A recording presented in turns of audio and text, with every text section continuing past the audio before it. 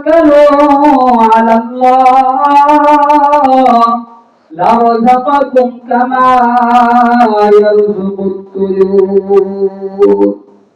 আল্লাহ তাআলা বলেন, তোমরা আমি মালিকের উপরে ভরসা করো, তোমাদের ভরসার পরিপূর্ণ দিকটা আমার মালিকের উপরে রাখো। তাউযু বিমা ওয়া তাউযু বিতানা। যদি তোমরা আমি মালিকের উপরে যদি তোমরা ভরসা রাখতে পারো, যদি তোমরা একমাত্র আমি মালিকের ভরসা করো, তোমাদেরকে আমি পাখির মতো রিজিক দিয়া দেব।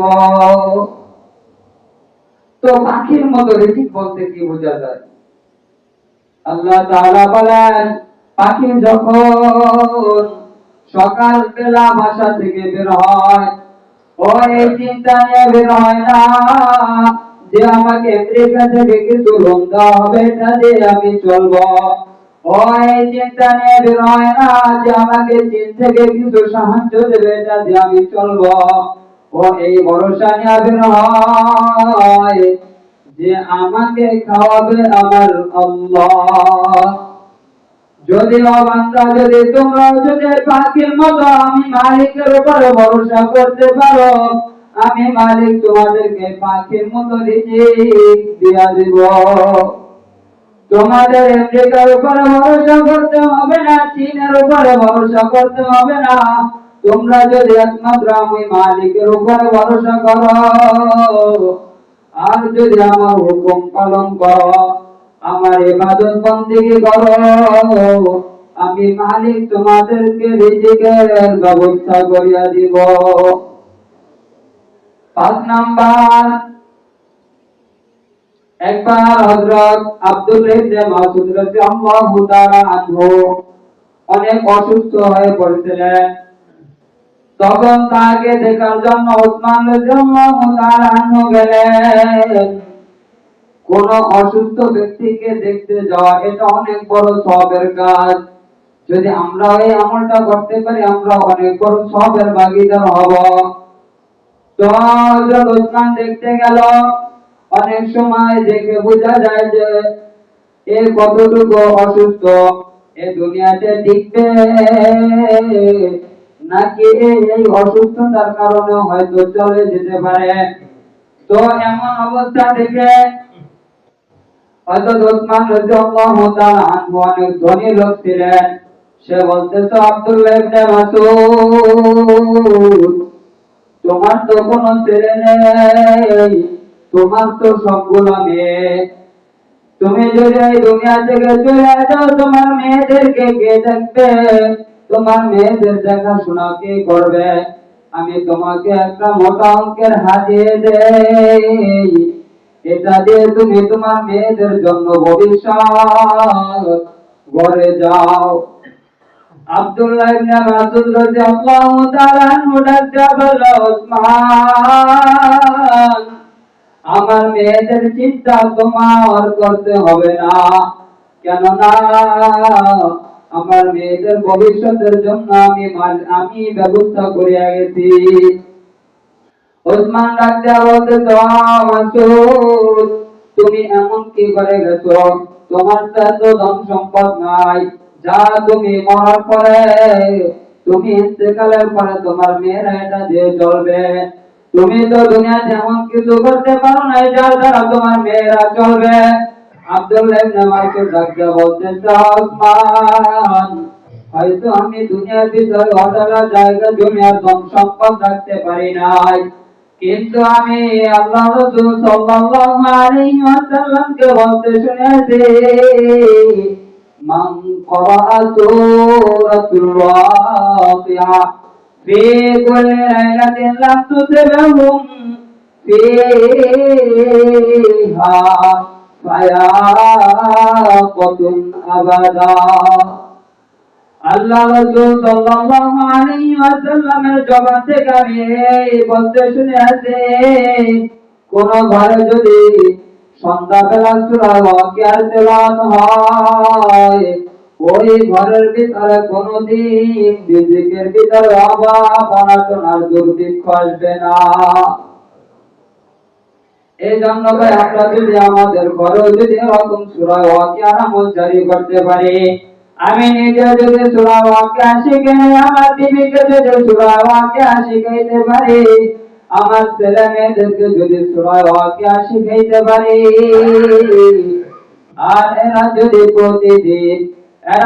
প্রতি রাতে যদি সূরা ওয়াকিয়ার আমল করে, মালিকের উপরে ভরসা রাখেন, মালিক কোনদিন আপনার রিজিকের ভিতর অভাব অনাটন আর দুর্ভিক্ষ দিবে না। এই জন্য ভাই আমার সন্তানদেরকে এবং আমি নিজেই সূরা ওয়াকিয়া যদি শিখতে পারি, কত বড় আমলের ভাগী হয়ে যাব। এই জন্য আমরা ছেলে সন্তানের জন্য দুনিয়াতে জায়গা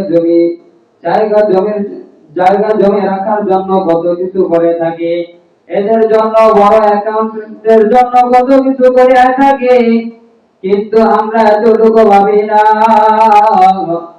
যে এই দুনিয়াতে যা কিছু করা সম্ভব এগুলো আমার মালিকের হুকুম ছাড়া কিছু হয় না। আপনি যদি আপনার জীবন বড় যদি আপনি অনেক জায়গা জমি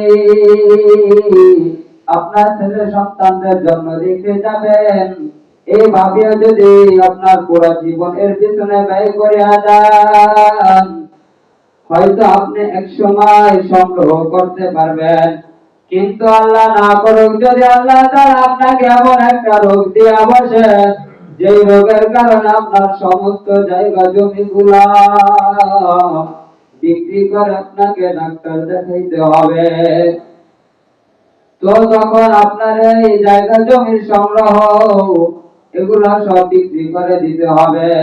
তখন তো আপনার ছেলে মেয়ের ভবিষ্যৎ গুলা তো শেষ হয়ে যাবে, তখন তারা কি ধারা চলবে। কিন্তু যদি আমার মালিকের উপরে ভরসা রাখেন, যদি আপনার ছেলে সন্তানদেরকে যদি কোরআন শিখাইতে পারেন, কসম ওই খোদার কোনদিন আপনার ছেলে সন্তান অভাব অনাটনের দুর্ভিক্ষের ভিতরে পড়বে না। আমরা ছেলে সন্তানের ভবিষ্যৎ করার জন্য কত কিছু করিয়া থাকি, কিন্তু আমরা সূরা ওয়াকিয়া শিখাই না। আমরা ছেলে সন্তানের ভবিষ্যতের জন্য হুজুরদের কাছে যে তাবিজ আনি, ছেলে সন্তানের গলায় তাবিজ দিয়া 1 কেজি ওজন বানায়া রাখি, কিন্তু আমার মালিকের উপরে ভরসা রাখি না। যদি মালিকের উপরে ভরসা রাখে, যদি আপনার ছেলে সন্তানদের আয়াতুল কুরসি শিখান, এই হাজার গুলা তাবিজ গলায় ঝুলানোর থেকে ওই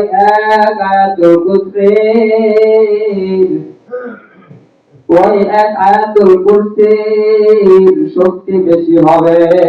কেননা তাবিজ দেয়া নিশ্চিত না যে এই তাবিজ আপনার ছেলে সন্তানের ভবিষ্যৎবাণী হইয়া দাঁড়াইবে।